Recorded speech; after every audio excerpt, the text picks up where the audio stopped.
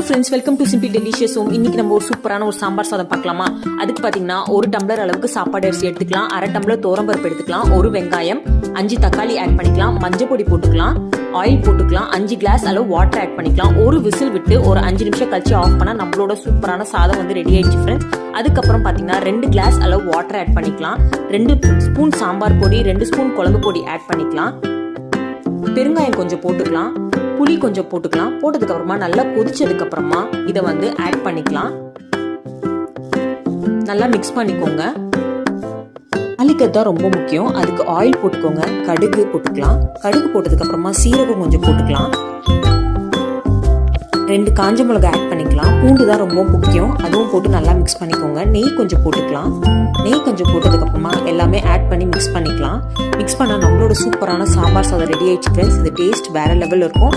இந்த வீடியோ உங்களுக்கு பிடிச்சிருந்தா சப்ஸ்கிரைப் பண்ணிக்கோங்க.